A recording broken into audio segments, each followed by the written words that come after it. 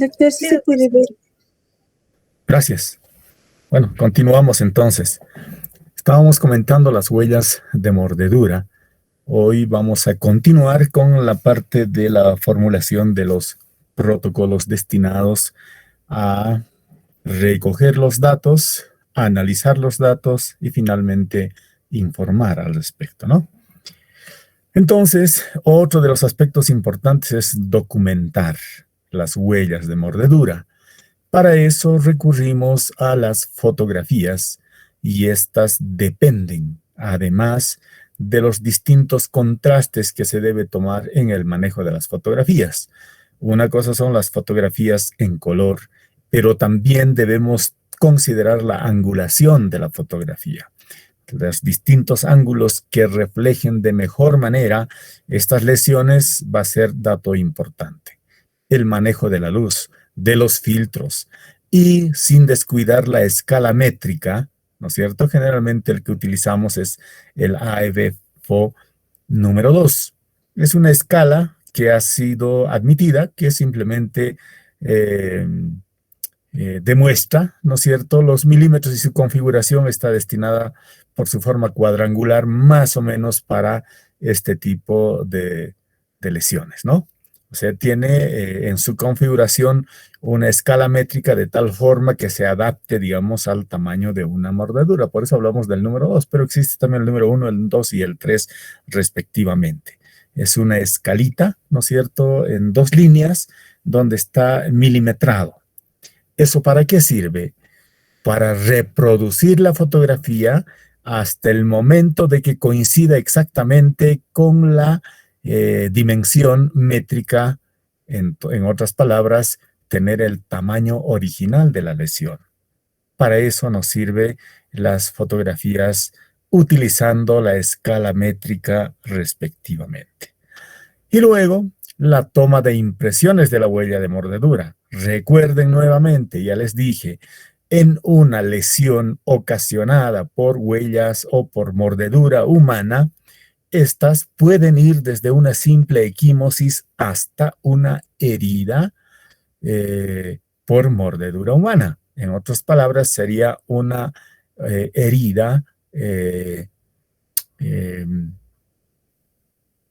contusa, ¿verdad?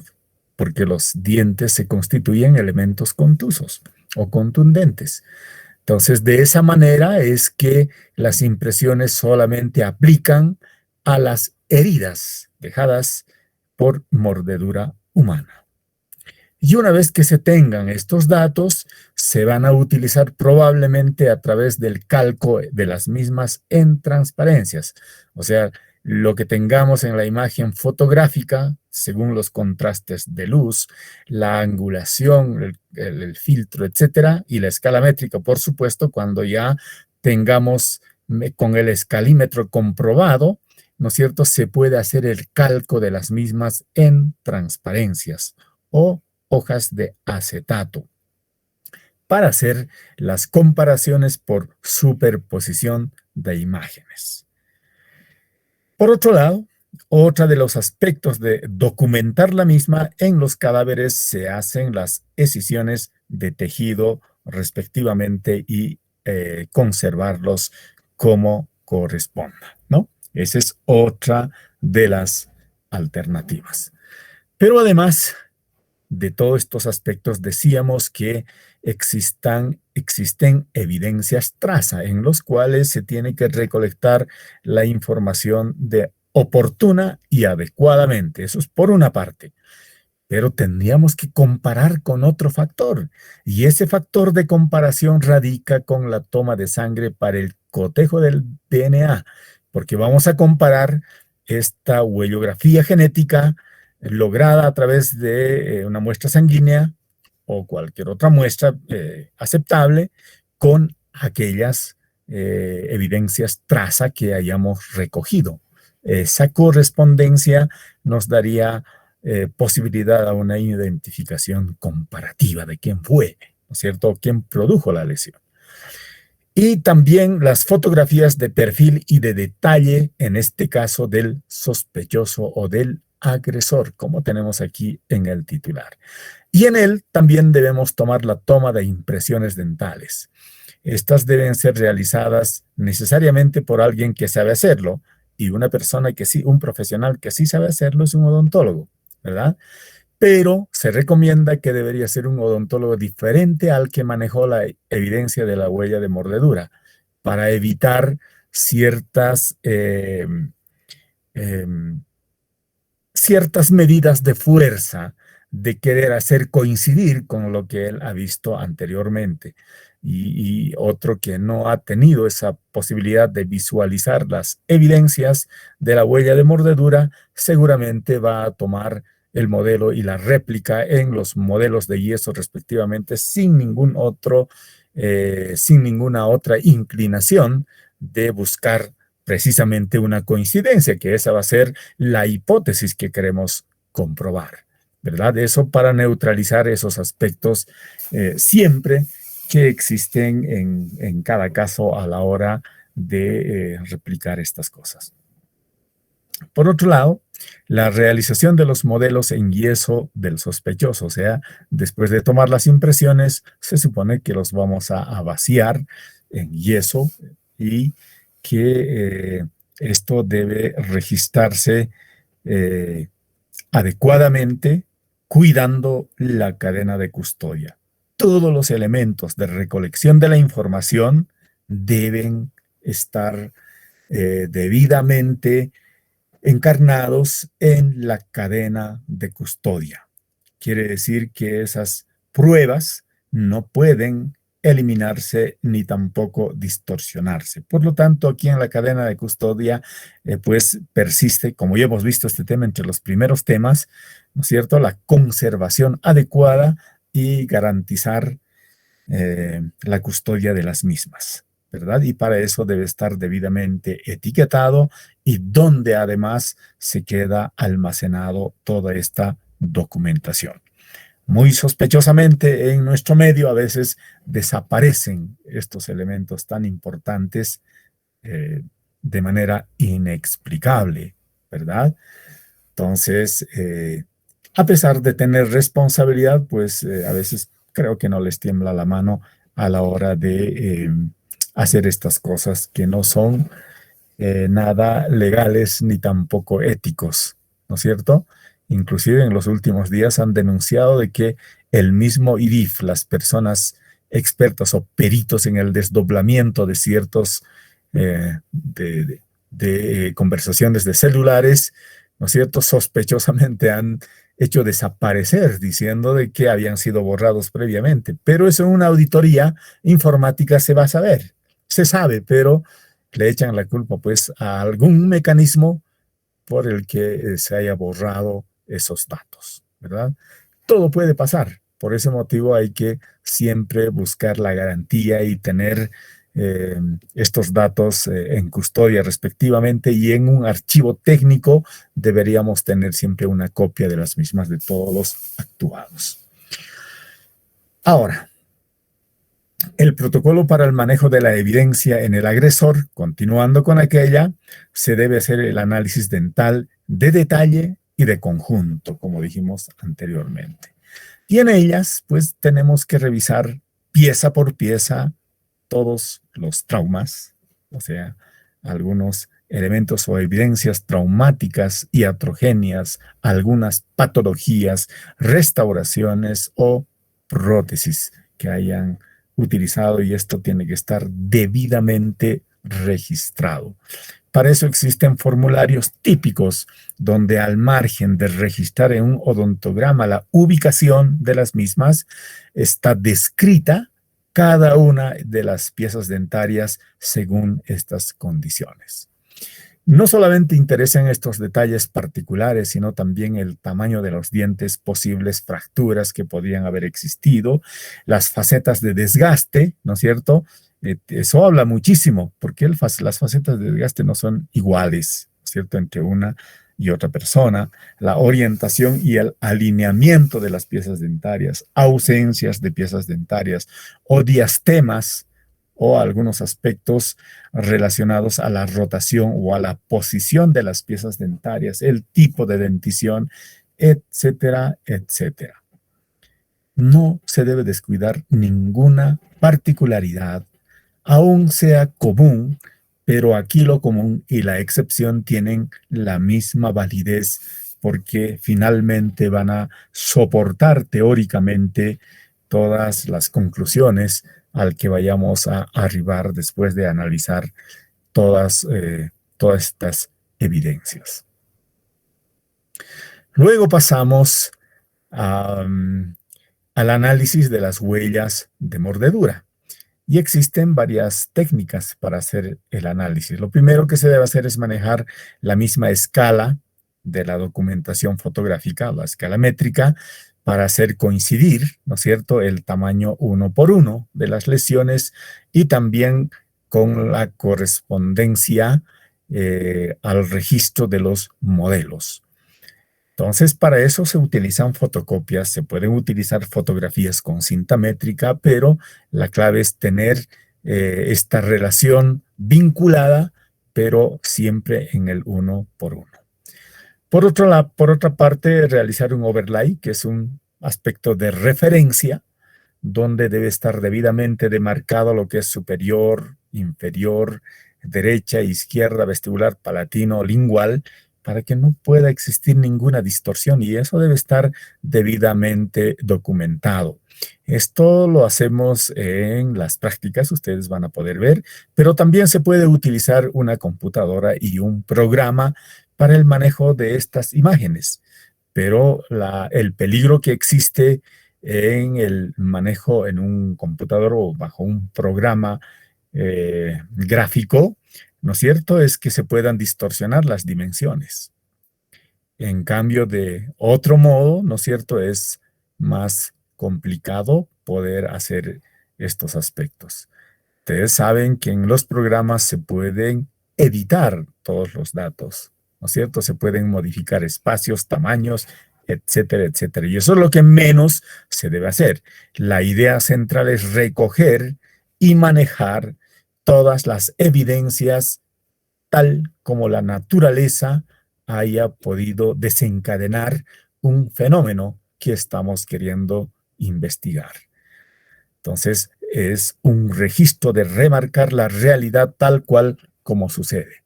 Porque en otras palabras, hacer lo contrario estaríamos simplemente recreando algo que podía haber sucedido y además modificar las circunstancias, los colores, los tamaños, etcétera, para intentar adecuar la homologación con otro aspecto que no corresponda. Finalmente pasamos al análisis de todas de las huellas de mordedura. Entonces se hace una medición métrica de todas las lesiones dejadas por cada diente, las distancias que existen entre los dientes, la relación con los opuestos para observar el tamaño de la arcada y realizar todo lo mismo en los modelos y en las piezas dentarias mismas, o sea, en vivo, ¿no? Para eso se utiliza el pie de rey o calibrador, que no les había mencionado, pero que entra estos recursos para aquella.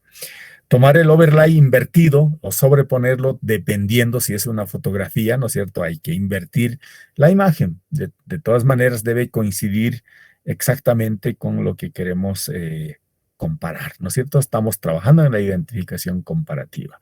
Y durante este proceso de análisis de las huellas de mordedura pueden suceder dos opuestos, la inclusión o la exclusión. ¿Qué es lo primero? ¿No es cierto? O incluimos dentro de los parámetros comparativos o lo excluimos, o definitivamente no pertenece, o sea que el sospechoso o el agresor, en este caso, del supuesto agresor, estos datos no corresponden con la lesión que estamos analizando, por lo tanto excluimos, pero podemos incluir cuando sí existen sospechas de que comparativamente existen coincidencias, pero para llegar a la conclusión de una identificación positiva, debemos no solamente valernos de la huella de mordedura, sino de otros aspectos del laboratorio, como dijimos, como las evidencias traza, que seguramente nos van a reportar de manera indubitable los resultados y determinando esta relación bajo el modelo porcentual, ¿no? Ahora, en los casos de inclusión, las características individualizantes de la dentición del perpetrador muestra, ¿no es cierto?, o se evidencia una fuerte y consistente vinculación en el análisis diente por diente, arcada por arcada, y también con los patrones registrados en la huella de mordedura. Esta vinculación o esta relación o aproximación generalmente es fuerte por la posición de la víctima, victimario, dentición irregular, malas posiciones, patrones individualizantes, etc. En las huellas de mordedura profunda, pues estos registros quedan muy claras, ¿no es cierto? Pero de igual manera, ustedes saben que la piel no es un buen elemento de impresión. Por lo tanto, la distorsión de las mismas, dado el movimiento, porque el movimiento no es solamente de bisagra al momento de morder, sino existe una presión y tracción al mismo tiempo. Entonces, hay que buscar estas relaciones causales vinculadas a la distorsión, pero la distorsión o los errores también deben ser medidos adecuadamente. Algo que no podía suceder, hay que registrarlo, pero algo que se espera que podía suceder también debe estar registrado. Eso es el análisis. Es el análisis. En el análisis entendemos que vamos a tomar todos los recursos de manera particular, pero entendiendo en la globalidad el resultado, ¿no? Y en el caso de la exclusión, pues dijimos, es tan importante como la inclusión, pero generalmente en la lesión de la huella de mordedura del agresor presentan características individualizantes que permiten excluirlo, o sea que no existe una proximidad. Más son las diferencias que las similitudes. En este caso, pues en el análisis de diente por diente y arcada por arcada, quiere decir que no corresponde. Y para eso las dimensiones van a ser sumamente importantes. Y por eso la regla métrica es determinante y manejar siempre las imágenes en el contexto del uno por uno. Finalmente, diríamos que no es inusual encontrar que dos personas, o sea, dos odontólogos, lleguen a opiniones opuestas en un mismo caso. Es posible tener testimonios o certificaciones un tanto contradictorias, aunque esto no niegue el análisis de las huellas de mordedura, que sí lo han hecho. Probablemente las técnicas sean diferentes y en todo caso siempre va a ser el que se va a imponer es aquella que tenga un sustento teórico, científico, técnico y práctico de demostrar de una manera impecable desde la recolección de la información, el análisis, la comparación y finalmente el resultado para distorsión, no, más bien para contrarrestar una opinión contraria que no tenga estas bases, ¿verdad? Entonces, para la conclusión, lo que interesa en este caso es la fundamentación técnico-científica para demostrar algo.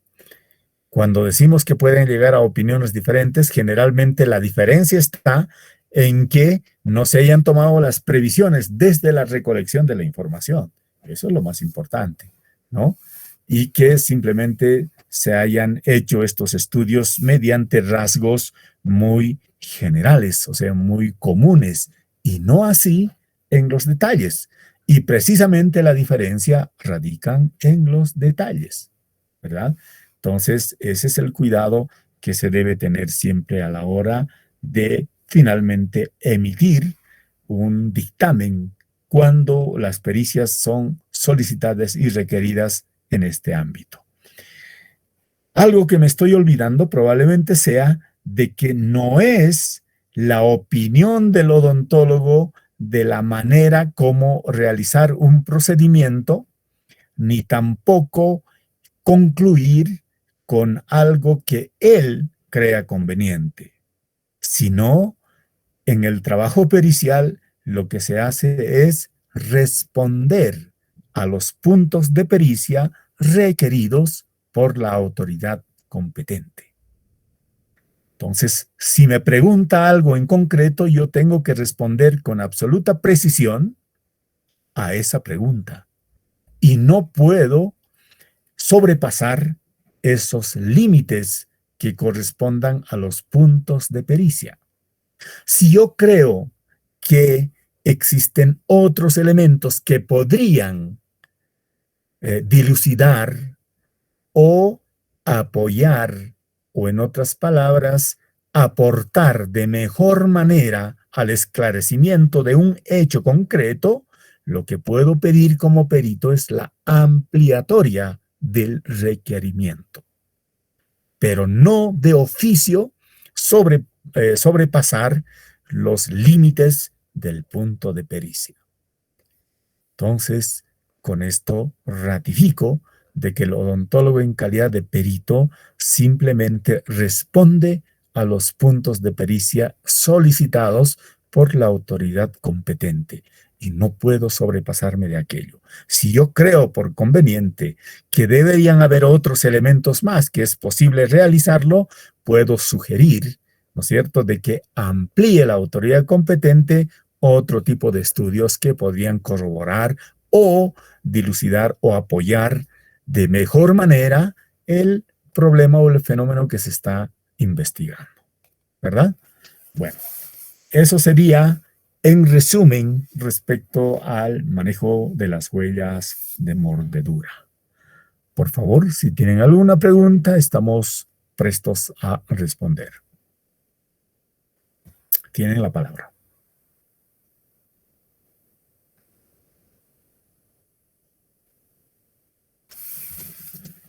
Bueno, creo que no hay preguntas y nos estaríamos quedando con esto y que nos estaríamos viendo pues la próxima clase. ¿Ok? Bueno, tengan todos ustedes muy buenas noches, que les vaya muy bonito y nos estamos viendo la próxima semana en el horario de siempre. Adiós, chicos.